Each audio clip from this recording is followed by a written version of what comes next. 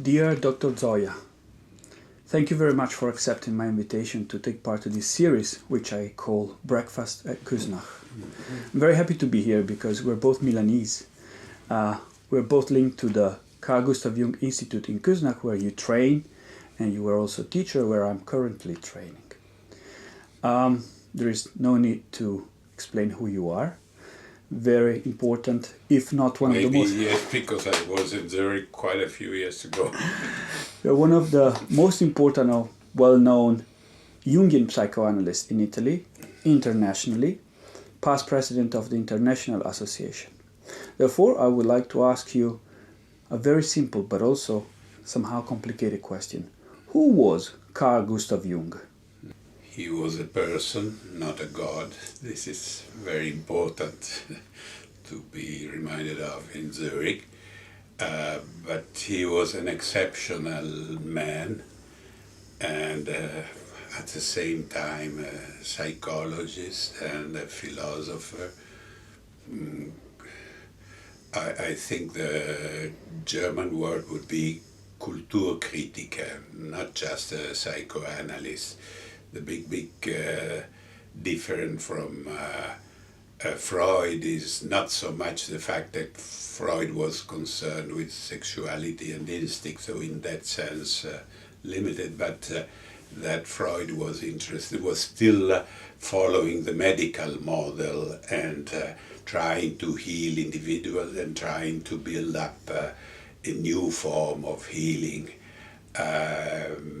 Jung was trying to heal the human condition in general, of which the case of somebody going into analysis for personal need and having chosen a specific analysis is just a very peculiar, specific expression, although the best known to us who have studied at the Institute and who practice this profession. So Jung was really a critical mind of everything, and he saw the psyche as part of the human condition, so as part of society, of history.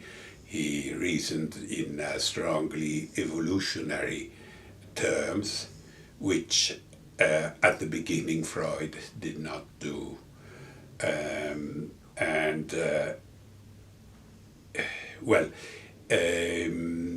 He was also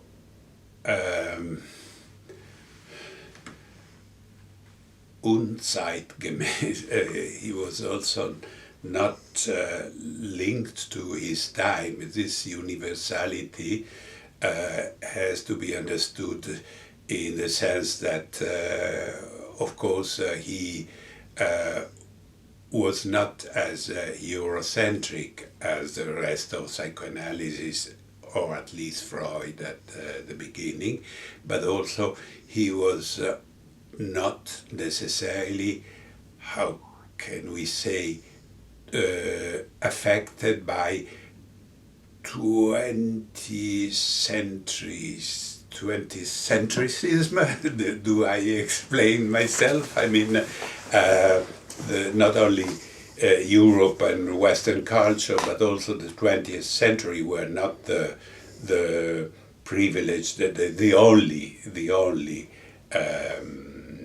point of view. He would put on an equal footing the so-called primitive man or natural man, better. Once again, in German, I think it's Natur mentioned. And of course, he tried, and of course, he was very much influenced by evolutionary thinking. So he did not deny that there was an evolution and that modern man is more complex. But the achievements in science and in culture and so on of modernity and of Western culture are not necessarily, actually are not at all superior to the one of the East and of quotes, primitive man. Another aspect which is probably more known and has been many times emphasized, is the fact that at the beginning somehow psychoanalysis was conceived, at least by Freud, as a part of natural sciences, of a Naturwissenschaft, and so the body, the instinct, and psychoanalysis was an attempt to conceptualize psychic dynamics, which is extremely complex, but Freud was just anticipating that time would bring the possibility, little by little, to explain in materialistic terms, with the body analysis, with an anatomical analysis, our psychic dynamics. So the real substance of man was extremely concrete, extremely materialistic. It is our body. It was a totally secular point of view. And so the rest was sublimation. So even art is usually interpreted as sublimation, and religion as an attempt to sublimation, which becomes a great illusion, artificial construction. Jung puts all that on an equal footing. He says, I am an empiricist. Psychological studies are so complex and so new, practically speaking of psychology, you speak of everything.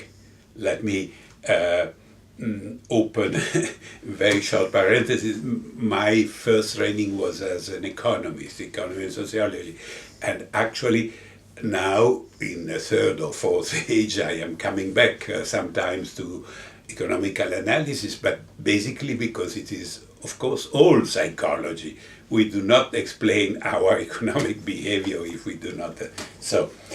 Anyhow, Jung was an empiricist, or at least he claims. Of course, he was looking in so many directions that sometimes it is difficult to follow his speculative argument and say, is he still an empiricist? Sometimes he was provoked by very big questions and would jump into them and go beyond his empiricism. But he very often stressed the fact that he was speaking of what we all can see and verify. So basically what we see is that yes, we all have body, we all have instincts, and we become unbalanced if these instincts are not satisfied. Typically, if sexuality is too repressed, as it was at the end of the 19th century when Freud started his analysis.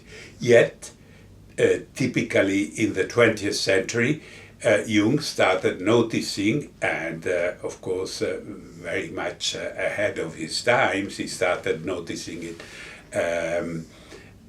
at the beginning of the 20th century, that the secularization was advancing at such a speed that it was depriving humans of something they had always had at their disposal, that is rituals and in general some sort of religion. So there is practically no culture, be it geographically or historically, which does not express itself in some sort of religion.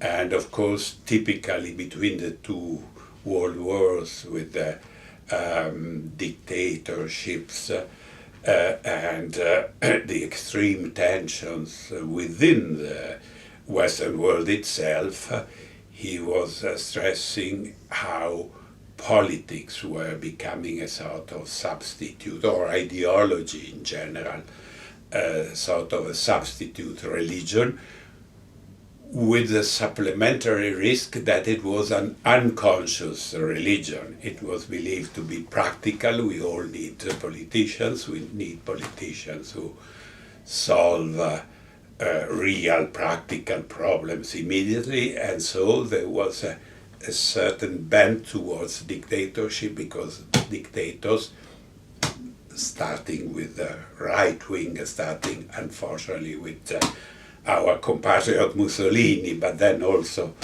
on the left side of politics, everything tended to turn into dictatorship and so-called charismatic leaders, and those were substitute religions with substitute religious leaders in an unconscious form, which is always much worse.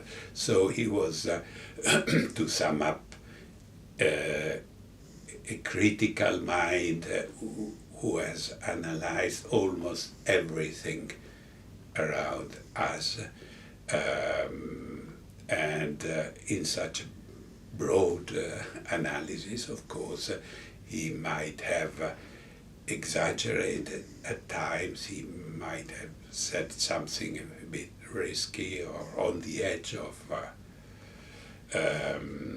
untenable, but there are very, very few figures like he in the whole of the 20th century, and possibly the whole of modern or postmodern history, Western history. We have at present a lot of development in technology and in science stricto sensu, but not such a mind.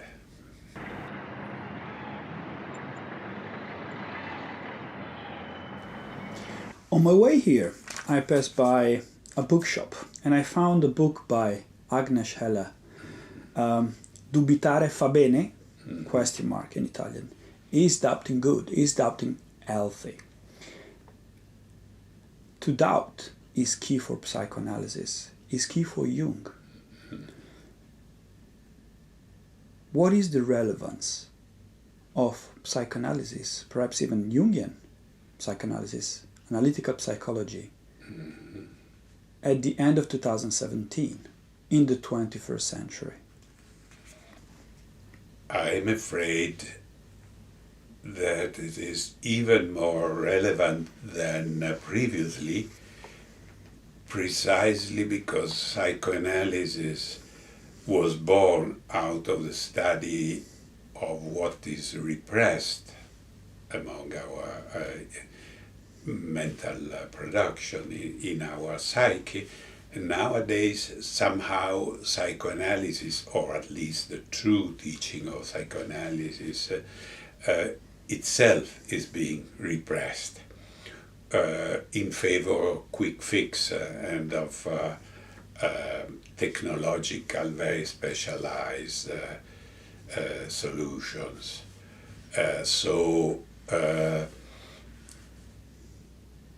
For an outside observer, psychoanalysis might be perceived nowadays, in the second decade of the 21st century, as something interesting but extremely specific and of a limited scope, which might interest certain people with a certain bent like you and me. In other terms, psychoanalysis has gone back has been funneled into a narrow funnel going back into some sort of branch of psychiatry, which itself is important but just a branch of medicine, which is once again important but just one branch of university studies. And university itself is a very important institution of modern Western world and of the whole global world nowadays, but still just one of the many institutions. So psychoanalysis is the content of a content of a content of another content. While in the 20th century we tend to forget psychoanalysis was one of the big containers, not a content, one vision of the human condition. To understand the human condition, you needed psychoanalysis, which had almost taken up the role which belonged previously more to philosophy. Somehow, the continuation, the biggest philosopher of the second half of the 19th century is Nietzsche, reviewing the human condition, asserting that we are alone because God is dead and such things, but that we have roots in the past, reevaluating the mythical patterns of particularly of Greek culture, so humanistic studies, and opening the way to both Freud and Jung. The influence upon both is very, very clear, but somehow both Freud and Jung can be seen as the main followers of Nietzsche in the 20th century. So the reviewer of the human condition, so there are possibly even among philosophers nobody has such a universal value as these big names. Of course, I came to Zurich in 1968, and the decade of the 70s, two-thirds of the century, which is so often remembered as a turning point, or the illusion of a turning point, but it's not our topic, have influenced me, but not just me. I mean, you see it everywhere somehow, still, even if most of what we see can be interpreted not so much as a direct following of the 70s, but very often as a reaction to the 70s. So, but anyhow, in the 60s and the 70s, starting probably more in the 60s in North America and more in the 70s in Europe, this big illusion of changing the human condition. And psychoanalysis, at the beginning it was almost the so-called Freudo-Marxism, so quite theoretical and quite much too much a top-down Weltanschauung, reviewing of the human condition. And there was an illusion of omnipotence as far as the role of psychoanalysis is concerned. Using the tools of socio-political analysis, but also the tools of psychological analysis, we can change for the better the human condition. This was very often naive omnipotence, and like every kind of too abstract top-down ideology was, I mean, it has generated, particularly in our country, here in Italy, the Red Brigades, some naive and murderous attempt to to renew the socio-political condition. But nevertheless, let's remember the illusion included psychoanalysis, and it was thought that psychoanalysis would contribute to that.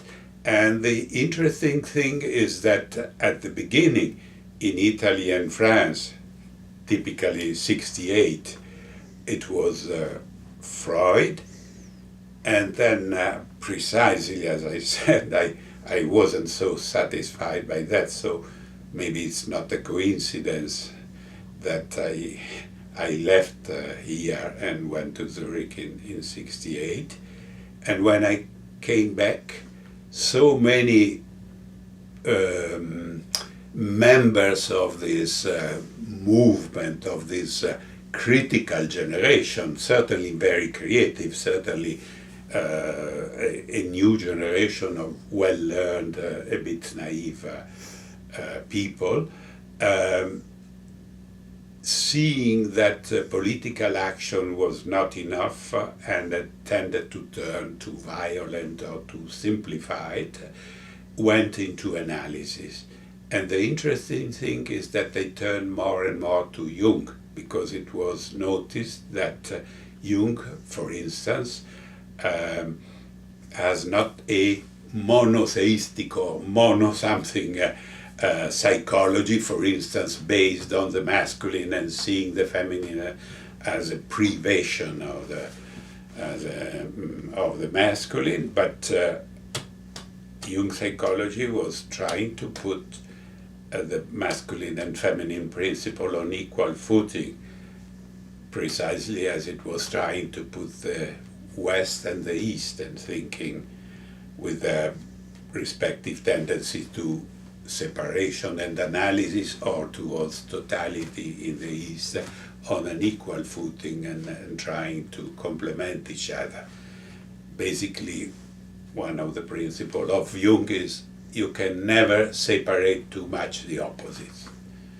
And you, in other terms, you can never build new and solid, stable points of view developing exclusively conscious idea without always taking the unconscious in consideration. That is to say, the other polarity in very general terms. So, to sum up, at least my experience was that then in the 70s I had an enormous flood of people coming into Jungian analysis, in spite of the commonplace in those times that Jung was too conservative, too much right-winger, but he was so open. And so so many people looked for Jungian analysis, perceiving him as perceiving his point of view, at least, not exactly him as a person, but his point of view as a much more broad, which encompassed really all, tried to include all polarities, and was meant to be developed not just in the West and not just in the 20th century.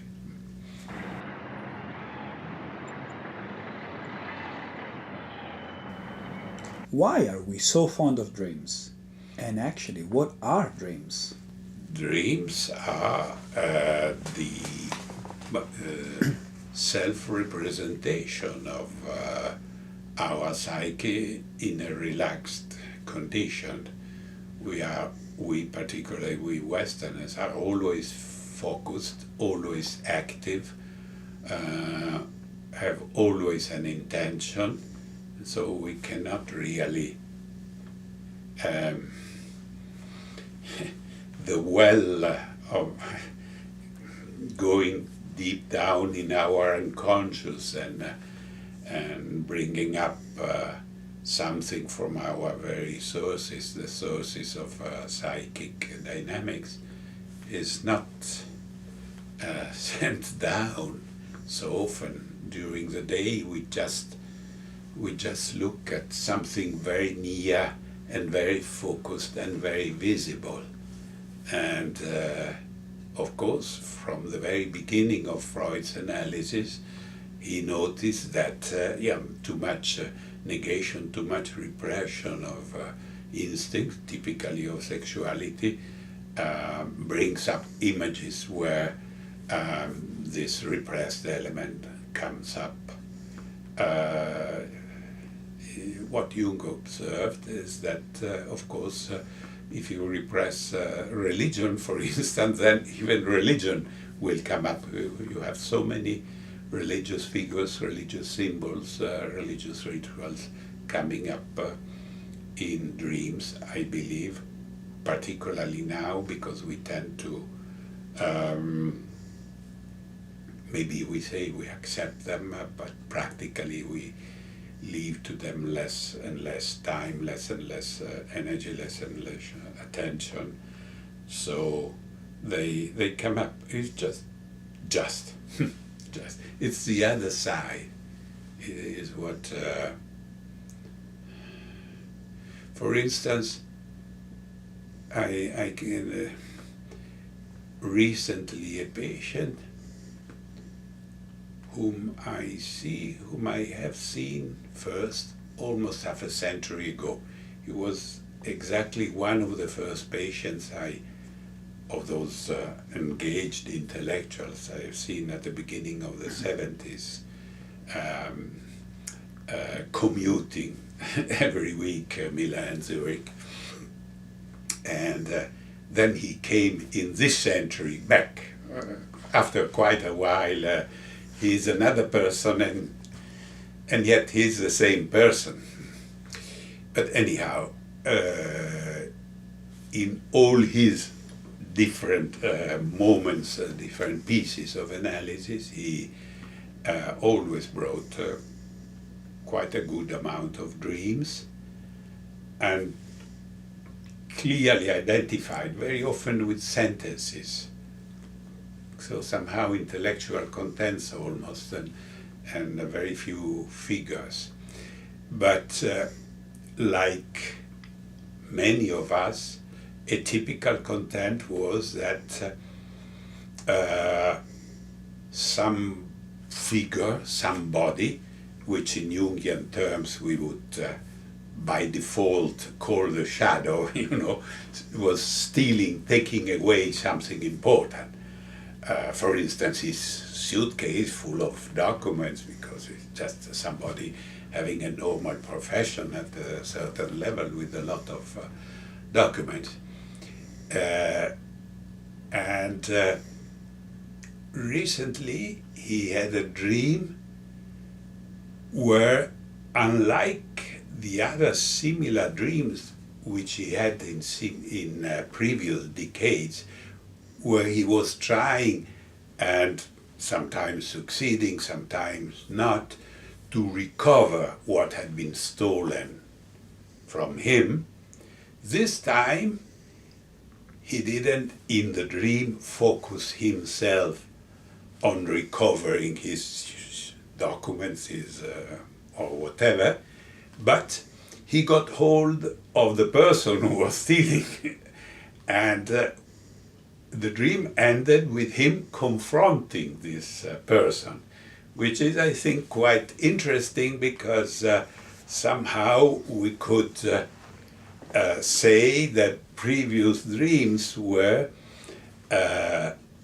illustrating how the big unknown part of our personality risks taking away resources. The shadow takes away energy, let's say, or possible creative contents deprives the conscious activity from them. In this one, somehow, he had rather summarized the process of trying to get in touch with the unconscious, and was facing more directly the problem that we all have a specific shadow responsible for this mechanism within all of us. So dreams always have a diagnostic but also a prognostic important element. They tell us that there is a lot of our psychic activity which remains unknown to us and unutilized probably, but also at the same time that there are possibilities starting from this. You go on infinitely, and of course here one should recall the fact that Jung recognizes the value of the more traditional analysis of Freud, which comes, as I was recalling, from the medical model and from the scientific positive model. You look for causes, causalism, but at the same time that there is a tendency in one direction. So the dream tells us also which are the possibilities still not utilized, and how you can go further, you know, and the very contact with this is in itself already healing. Is in itself already healing, yes. Just recently I had also a person who simply had a first dream. It was moving, there was chaos in her house. She was moving the objects from one side to another, and this moving recalled her of the somehow also coming to the session of analysis and trying to move from the past towards something. And by moving things were getting in order, and she had gone to bed very, very late with a terrible migraine because of some concrete problems she has. She woke up, of course the concrete problems were not solved, but the migraine was gone and mood that totally changed. So that, yeah, the symbol in itself, not only, I think it is false to say, you know, the symbol help us to identify a direction, to decodify. No, the symbol in itself is already healing. I remember many years ago another woman who had, among other things, stopped many things in life and also stopped her erotic life because she had a breast operation and she had a scar and she didn't want to show that and so on, until at a certain point she dreamt that her breast was back perfect. Of course she had possibilities still to undergo some aesthetic surgery and do, but it was not true and it was difficult. In the dream this happened. She woke up, and of course the breast unfortunately was just as it was before, but her erotic life started changing, and she started having again a contact with her own body and also encounter with people in this sense. So I think it is the symbol in itself which is healing. We should not be mistaken and say, yes, the symbol is important because then you work on the symbol. The symbol is already that work.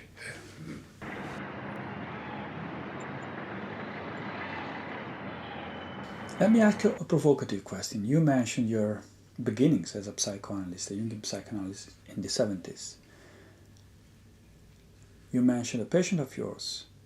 I have patients that come to me but they say, I don't dream. Mm-hmm. One patient said, I think. This to me is something related possibly to our current society, so rational, perhaps so materialistic, so one-sided to the conscious level, where there is somehow no unconscious. I don't sleep, or I don't dream, I think. Can we, and this is the provocative question, as Jungian psychoanalysts, work with somebody that doesn't dream, or claims that doesn't dream, especially at the beginning of the analysis?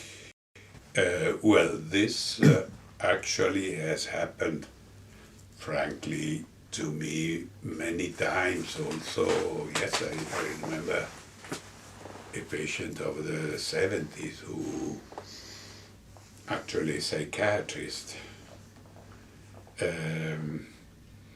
for 1.5 years, in spite of the fact that then I think he had 2 or 3 sessions a week, never brought a dream. And we both were a bit discouraged until at a certain point he started. This is not so frequent, but not uncommon at all. It happened always. I'm afraid, though, that what you say has also another meaning which is not linked to the specific individual variations, but to the overwhelming amount of contents which bomb us from the outside. In other terms, this is something I think I wrote about a couple of times in the 90s.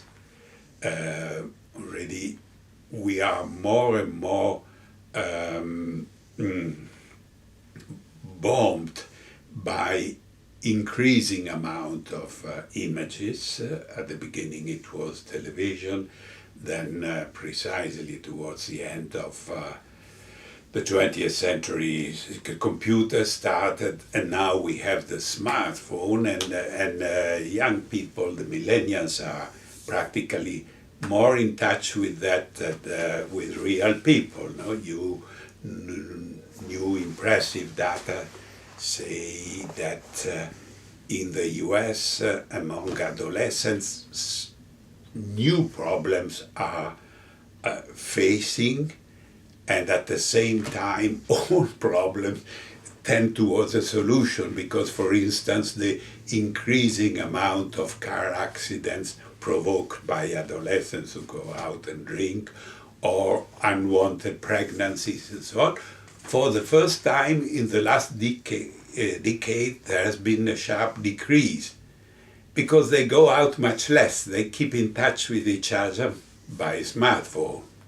And of course, through the smartphone, you can say, I have a boyfriend, but you don't get pregnant. Let me make this joke, you know. But anyhow, images, we receive an incredible amount of images, and of course, our soul, our psyche, our unconscious, now it's not important how we express ourselves, still is the same. People are born with a psyche, and the psyche includes a conscious and an unconscious part that develops actually out of the unconscious a conscious part, better said in Jungian and better in Neumannian terms. You know?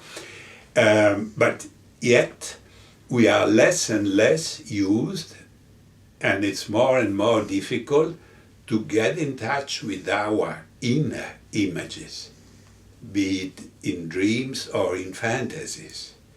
It was easier to tell somebody, if you have if you had a dream with an impressive image, please try to draw it. Now it's more difficult, because it's so unspontaneous to draw, and people would rather try to illustrate you the dream by moving to the computer and click, click, click, and trying to find out an already existing image which expresses what was present in the dream. But this changes our relationship with the inner world and actually makes it more difficult and more artificial. It's less and less spontaneous. Another thing I have observed, another quite impressive change, is due to the fact that, of course, I had learned in my analysis during the 60s and the 70s, the only recommendations the analysts did at the Jung Institute is leave some paper and some pencil on your night table, and if a dream wakes you up, take immediately a note so that you don't forget. This is still valid and actually even more valid nowadays, and I still recommend it to my patients because time is more and more compressed, and people tend to say to themselves, oh yes, but let's say at lunch time I have a short pause and I will write the dream down, and because now I am in a hurry, I am already late on my way to the office, and at lunchtime the dream is gone, which says something about the fact that our life is more and more split. You know, what invades you in your office, in your daily activity, is so cut off from the unconscious, is so more technological and virtual and so on, that is primordial images. They constitute a world which we can only handle by repressing it. So we tend to do it. So I was saying the recommendation not only is still valid, but I find it more and more important.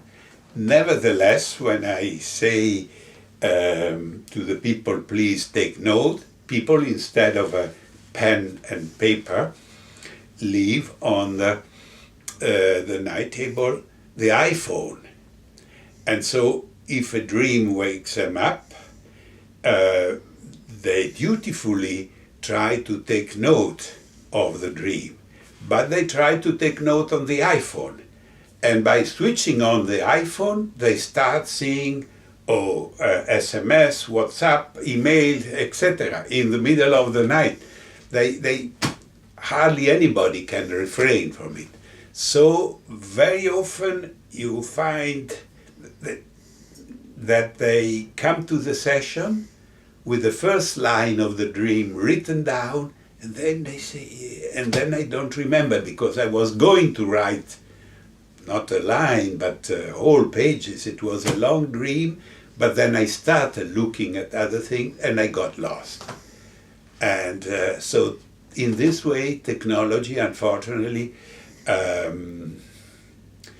contributes as a powerful negative factor to our being cut off from our unconscious content. This is just one example, but unfortunately it is quite concrete, quite realistic.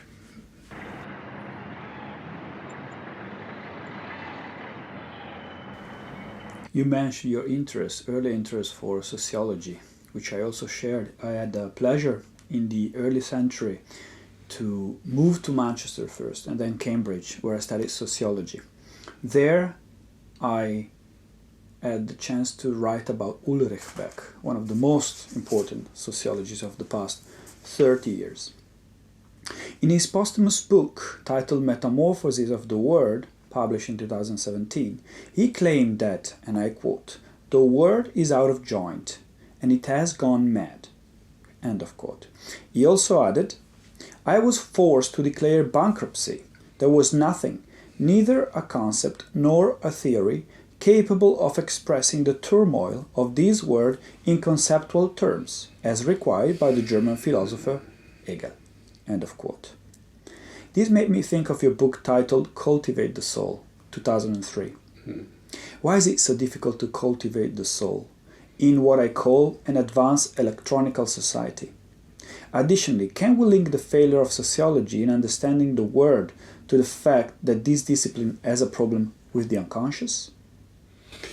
Yes, the sociology usually does not conceptualize the unconscious. This was the main failure, and as I said, even the so-called Freudo-Marxism, which was a sort of Frankfurt School.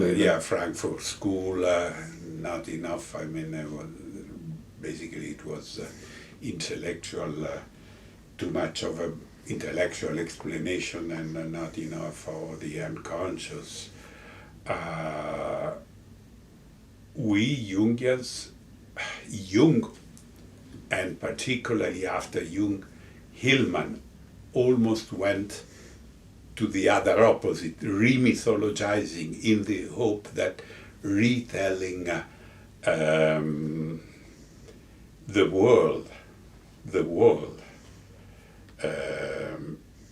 from an archetypal perspective, the world might go back and find some sense, or come back, or get some joint again, get back some joint. But now that you made this observation, which of course we both are not of English mother tongue, but I think it originates from Hamlet, no? Shakespeare Hamlet. This is one of the endorsements of my book Paranoia, written by Professor Bauman, who also, like Beck, was a great sociologist and recently died. He said this time, in our times of the world falling out of joint, ambient fear seeking in vain the place to cast their anchors, and so the collective and personal paranoia, the book is about paranoia as an archetype, exuberant, and this book acquires topicality, etc. We try to find some way of making sense, but of course I frankly think I try to read, to write, to give the little I still do as courses. First of all, because there is a need to tell ourselves, to reinvent a narrative, and through this narrative go back to some sense. Human creativity, particularly for me, expressed in written form, of course also in other arts, but this has not yet gone out of joint. There is a certain continuity. So, although one can say, yes, even art has gone, or it's trying to make a jump or go through a metamorphosis, which is, for instance, for me, a bit excessive. I sometimes have difficulties to follow it when it is so much a non-figurative, non-representative art. But the spoken or written world, this has a continuity probably, and so each in his or her own language, this might still make sense. In one attempt, one of those attempts I was referring to, made in the 90s, probably included in this text you mentioned, Cultivating the Soul, which is a collection of different essays. I was speaking of the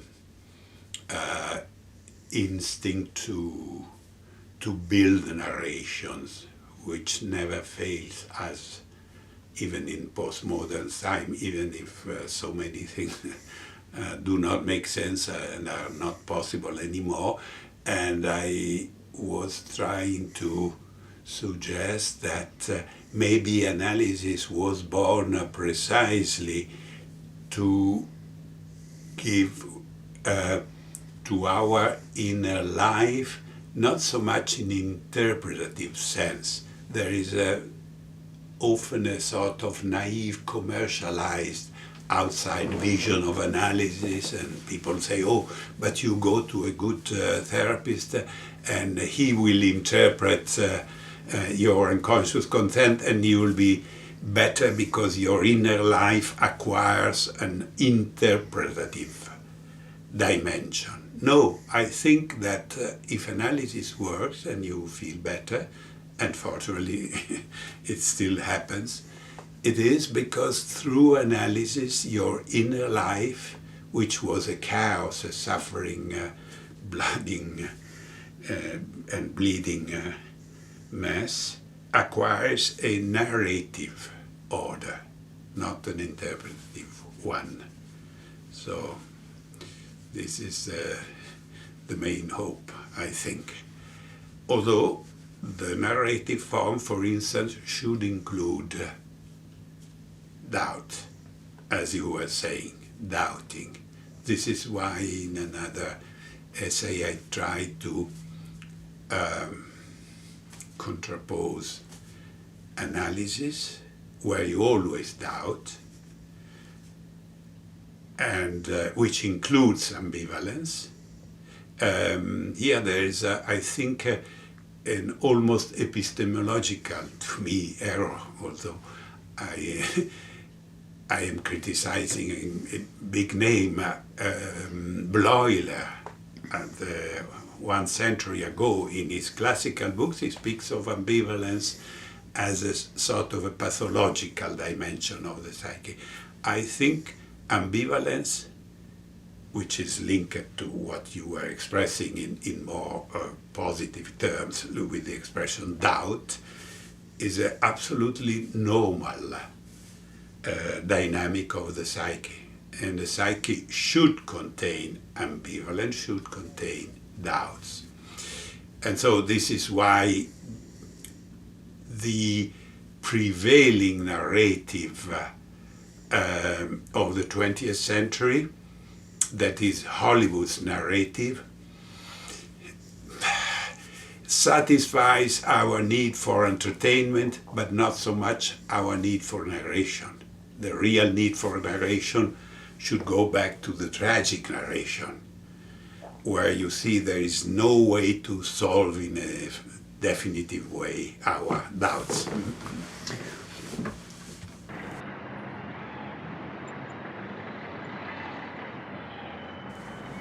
Beck, Bauman, underlining that the word is out of joint. And Milan, I recall saying that Western society is a decadent society. Mm-hmm. So these three authors show a very pessimistic point of view. And I rejoice you said the hope could be. Mm-hmm. I was wondering recently whether actually we should not talk about the decadentism, development, but there is actually an Ouroboros circularity. Decadentism is followed by development, liberation, new enhancement. And if we look at the development of this word and our history is somehow like this. And this is another ambivalence. The shadow and the light. Mm-hmm. To talk about of decadentism, to talk about the word is out of joint, could be very dangerous, especially in these difficult years. Because it inspires a sort of a pessimism and giving up. Mm-hmm. Resignation. Could be. I also believe with you, or at least who am I, but anyhow, important visions of the human condition, of the historical human condition, are cyclic. Of course, in non-Western civilization, but not only in the primitive ones, also in partly in Chinese culture, for instance, for sure.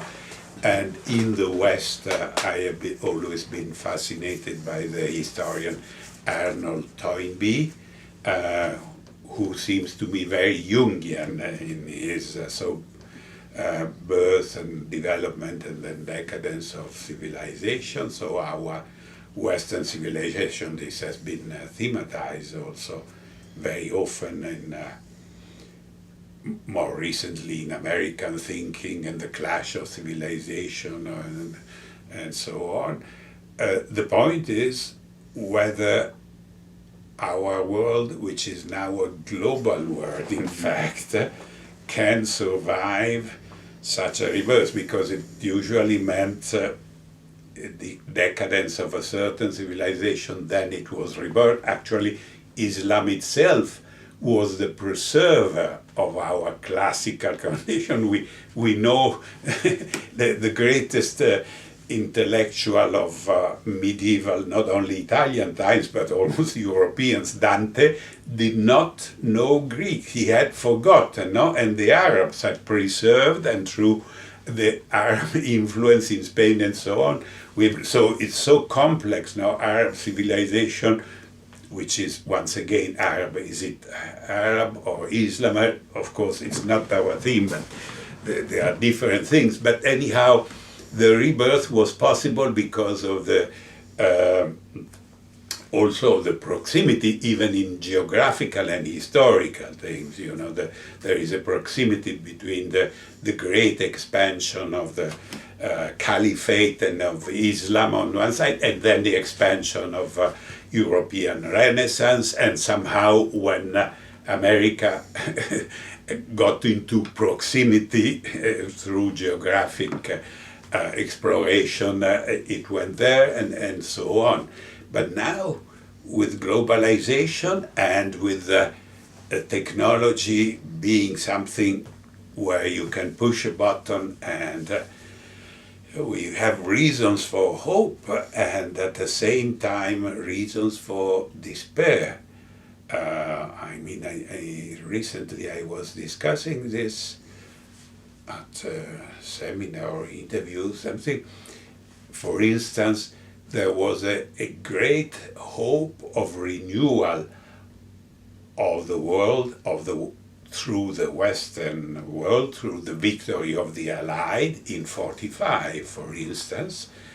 And it is true that the victory of the Allied over different kinds of fascism and then over communism somehow in the Cold War has brought more human rights, the principle of human rights, and we discussed more about that, or the idea of equality of men and women. I mean, in many respects, we shouldn't be pessimists. This has taken over, but the proclamation of that is to a great extent concentrated in 1945.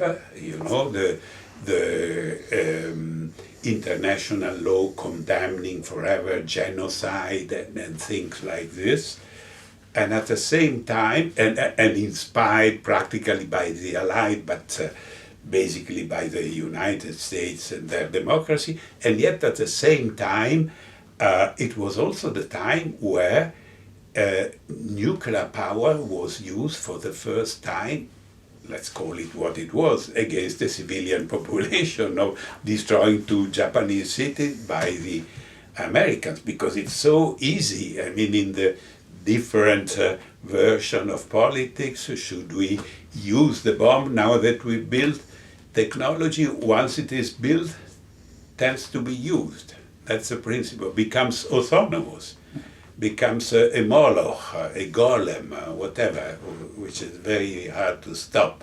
So we have reasons of hope which coalesce in the same moment with reasons for despair, because technology tends to be stronger than humans.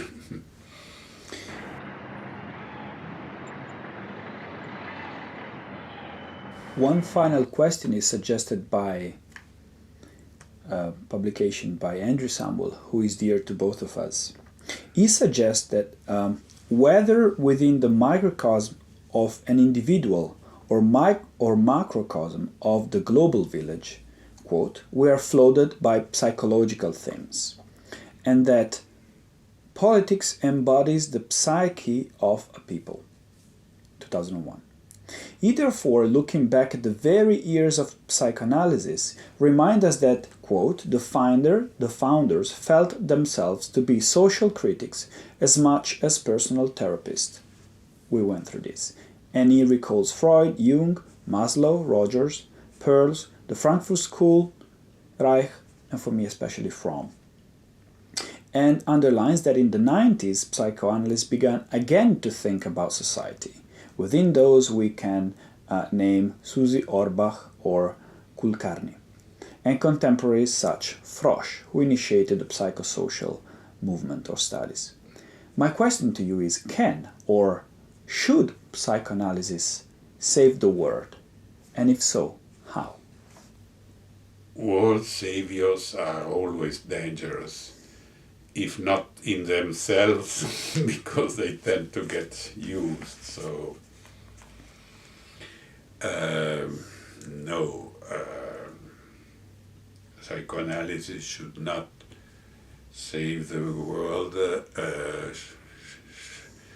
should not aim to that, but should go back and modestly collaborate more with sociological and political construction of alternative possibilities, because the simple status quo in politics and economics is not acceptable. This for sure will lead us to some sort of dead end.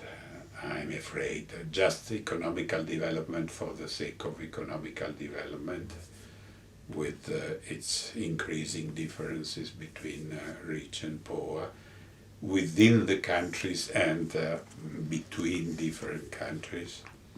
No. But the difficult thing is that we are in a time of everybody is so scared that we are in a time of criticism to everything supranational.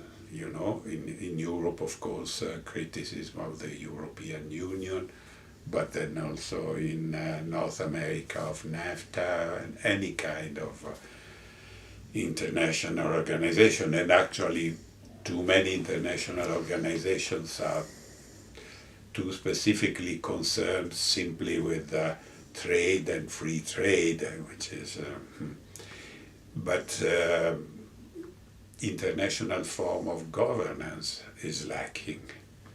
And that is the point. How can we correct the imbalances between different countries, if not by more collaboration between the countries? It's very difficult because in these moments of specific insecurity like now, which are unfortunately sort of similar to the 20s and 30s of the previous century. In Europe of the last century, the birth of nationalistic, regionalistic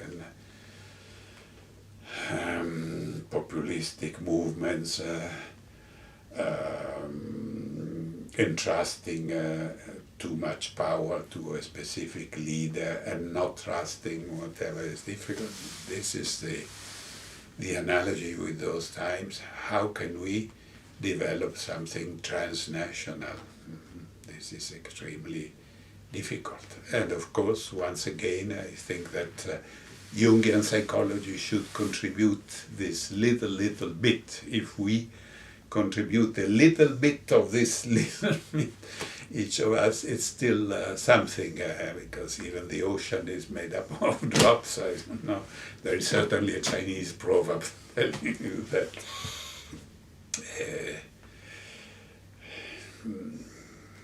it's the only possibility I see. And